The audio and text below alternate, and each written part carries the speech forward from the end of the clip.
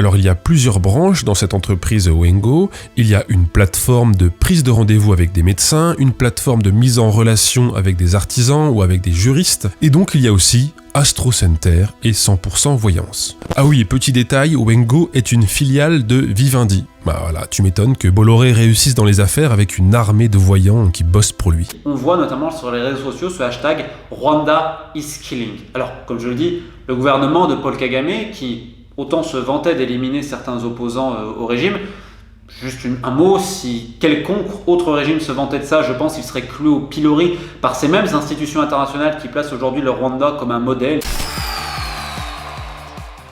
On essaye. Il n'y en a plus là-dedans en fait. Je pensais qu'il y en aurait plus. Bon bah, c'est fini. Ça marche quand même très très bien, malgré tout. J'ai envie d'éternuer, ça me pique les yeux, ça m'énerve. Ah.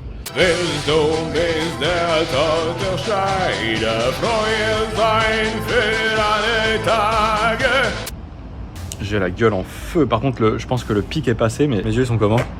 Ils sont pas rouges. Si t'es tout rouge.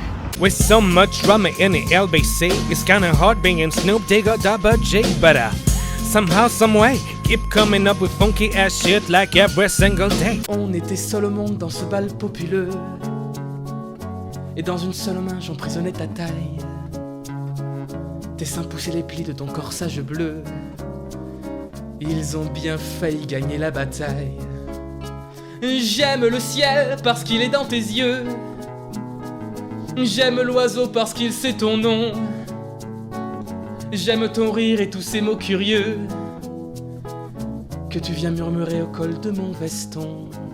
Il a manqué une trentaine de députés sur 577 et la majorité présidentielle est en effet relative.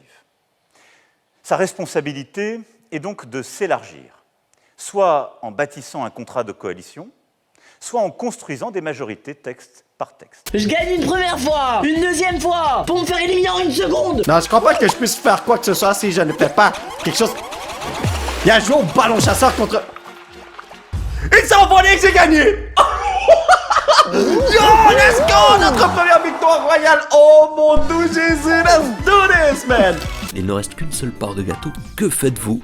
Ouais, bien sûr, tout le monde bouffe la dernière part de gâteau. Et on dirait que c'est pas ça qui...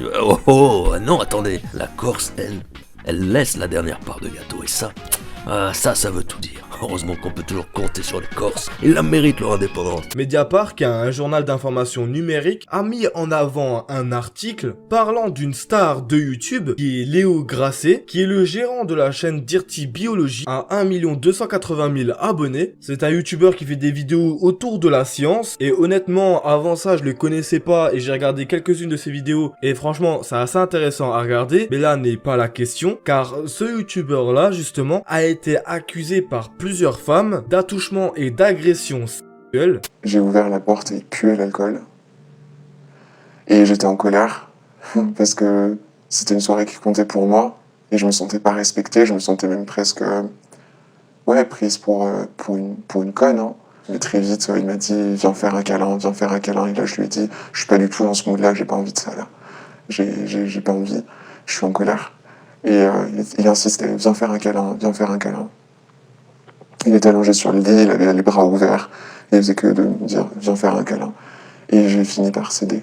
La principale concernée est une certaine Lisa, qui a en fait un pseudo, qui a aussi beaucoup hésité à prononcer ses dires publiquement. Elle est censée être à la tête d'une chaîne à succès sur YouTube, et elle dit que ces dernières années, elle a traversé un enfer mental, selon les mots de son journal intime. Elle a été interviewée directement par Mediapart, et elle a raconté son histoire.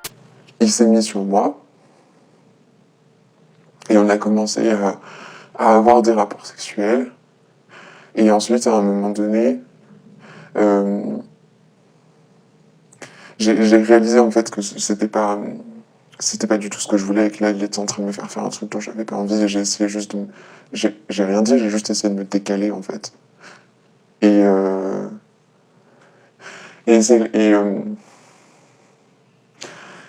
c'est à ce moment-là où j'ai vu dans son regard qu'il y a un truc qui a changé. J'ai vu une noirceur que j'avais jamais vu ça avant. Et il a mis ses mains autour de mon cou. Et il a serré. Et comme il avait en plus son poids parce qu'il était dessus, ça m'a fait excessivement mal. Et surtout, ça m'a fait excessivement peur. Léo Grasset la faisait passer pour une mythomane et une incompétente sur YouTube auprès d'amis et même de d'autres youtubeurs, avec souvent dans ses mots un langage très sexiste. On me disait que ce que je faisais c'était pas assez bien, que j'étais trop maladroite, que j'avais fait des bêtises, ce genre de choses. Et moi j'étais jeune et je demandais que ça de m'améliorer, j'adorais ce que je faisais, je voulais juste faire quelque chose de qualité, etc. Alors j'ai tout donné, moi je prenais toutes les critiques, je me suis remise en question, mais 1 million de fois en me disant ils ont raison bien sûr, alors il faut que je change ça, alors j'ai tout changé. Et à chaque fois je prenais les critiques, et sauf en fait ce que j'ai remarqué très vite, c'est que ça avait rien à voir avec le travail.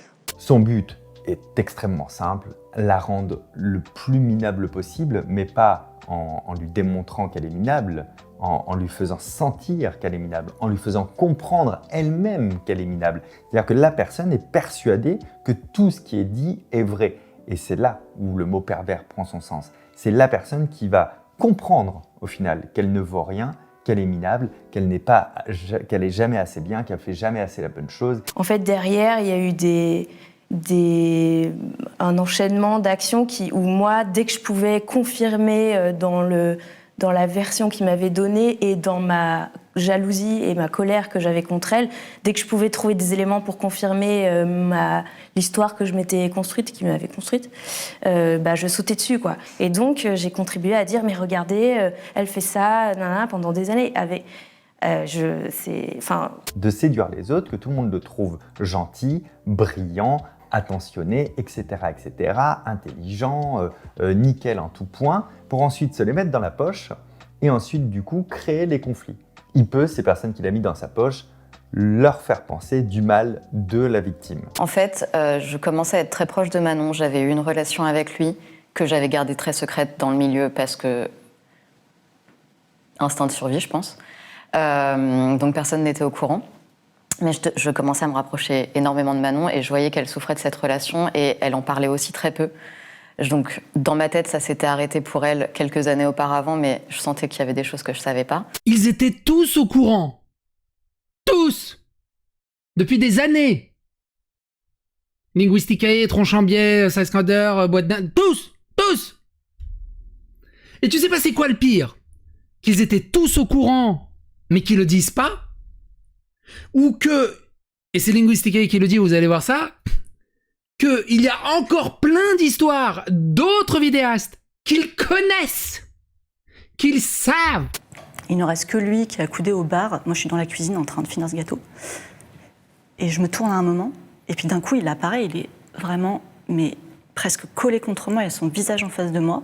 Il me regarde avec un regard noir, et il me dit « espèce de sac à foutre, espèce de gros sac à foutre ». Et là, t'as des gens qui sont en train de me dire « ouais, mais on sait, il y a encore d'autres gars, mais on peut pas dire qui c'est, hein.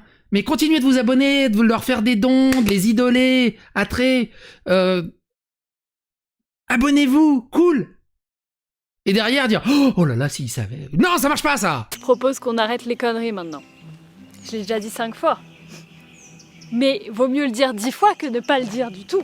Je propose qu'on arrête les conneries, qu'on vive heureux, qu'on soit fier de ce qu'on est, de ce qu'on fait, et qu'on le montre aux autres. Il n'y a pas besoin d'un but dans la vie pour montrer qui on est aux autres. Il n'y a pas besoin de but pour juste montrer des choses. Cette vidéo n'a pas besoin d'avoir un but.